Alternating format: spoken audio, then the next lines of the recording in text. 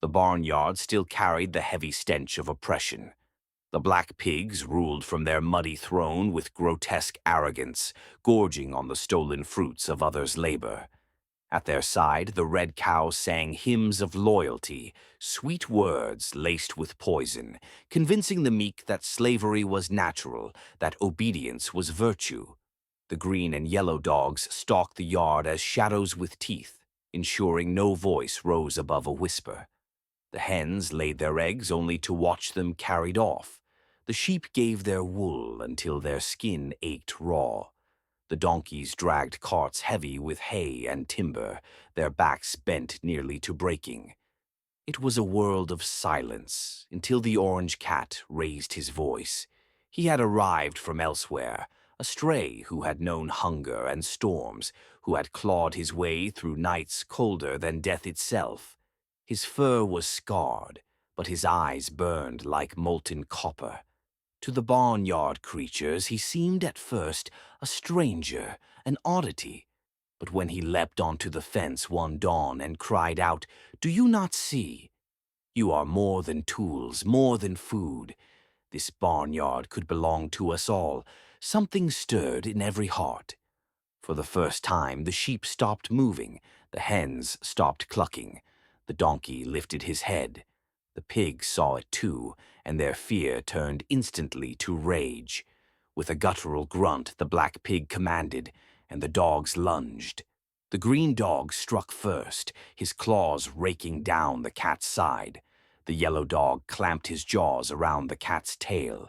They dragged him, thrashing and spitting, across the dirt. "So bold are you," the pig sneered. "We will teach you silence." He was thrown into the dark shed, a place where cries were swallowed and hope was meant to rot. The days that followed blurred into a haze of torment. The dogs starved him, mocked him, lashed him with chains.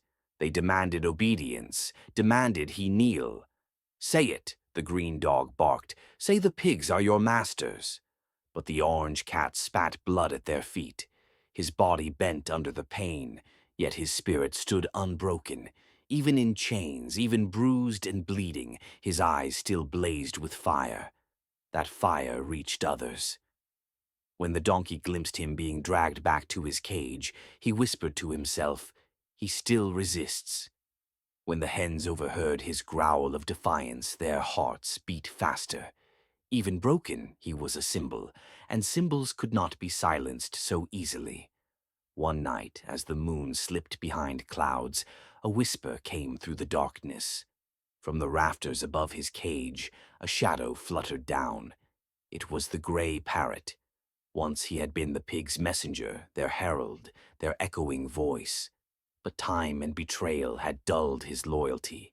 His feathers were ragged, his eyes weary, but his voice was steady.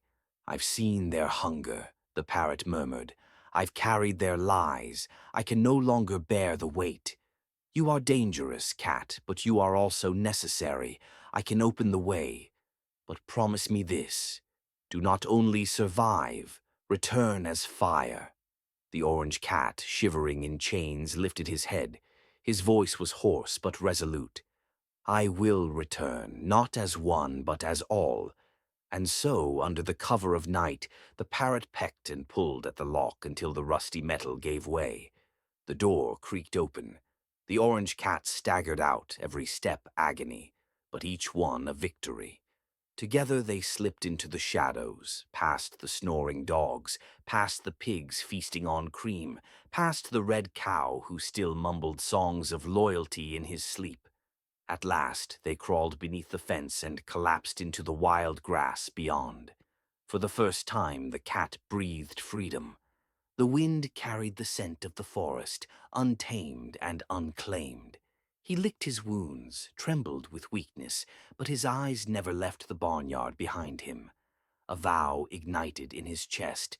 "They may break my body, but never my will.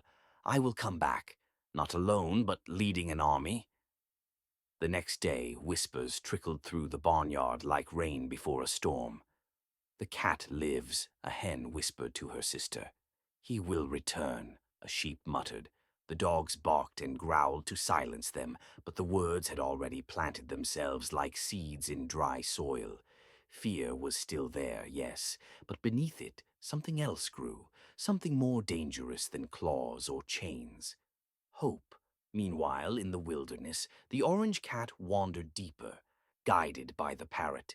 They crossed thorny fields and shallow streams, each step a test of endurance. The cat's body healed slowly, but his resolve hardened faster than bone.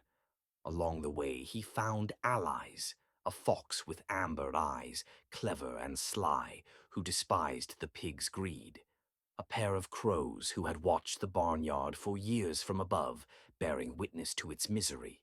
Even a stray dog, scarred from battles and banished by the pigs, offered his loyalty after the cat spoke of a world where no one bowed to tyranny. The orange cat was no longer just a wanderer. He was becoming something larger, a leader. The animals who followed him did not see only fur and claws. They saw fire, a promise, a vision of freedom. Around campfires under the moonlight, he told them of the barnyard, of the sheep bent beneath their wool, of the hens robbed of their young, of the donkey's broken back. They suffer, he said, but they are waiting for someone to strike the first blow. We must become that strike. Back at the farm, the pigs sensed the shift in the air. Though they laughed and feasted, though the red cow sang, though the green and yellow dogs growled louder than ever, the fear of rebellion gnawed at them like worms in rotting fruit. They ordered more patrols, more punishments, more chains. But the tighter they squeezed, the more the whispers grew. The animals now looked not only at the ground, but sometimes at the horizon, as if expecting someone's return.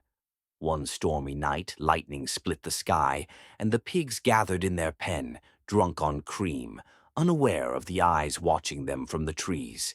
The orange cat crouched in the undergrowth, flanked by his new companions. His wounds had become scars, his voice a sharpened blade. He studied the barnyard, the prison of his past, the battlefield of his future. And he did not tremble. The parrot perched on his shoulder, whispering, "Are you ready?" The cat's tail flicked, his eyes glowing like fire in the storm. "Not yet, but soon. When we strike, the earth will remember." And so the stage was set. The pigs still ruled, the dogs still hunted, the cow still sang. But hope had become a wildfire, spreading unseen through every stall, every nest, every pen. The barnyard was no longer only a place of silence. It had become a powder keg, waiting for the spark. And that spark had already been born, in the fire of an orange cat's eyes. The orange cat stood at the edge of the forest, his scarred silhouette outlined by the pale moon. The barnyard lay in the distance, dark and silent under the rule of the pigs. Yet to his eyes it was no longer a place of despair. It was a fortress soon to be tested, a prison that would one day collapse under the weight of its own cruelty. His claws flexed into the earth, not in anger, but in patience. The parrot shifted on his shoulder, feathers ruffled by the cold wind. "They wait for you," he whispered, "but waiting is dangerous. Hope without action dies." The cat's tail swayed slowly, his gaze unwavering. "I know," he murmured, "but if we strike too soon, we will lose everything. I must return, not as a whisper, but as a roar."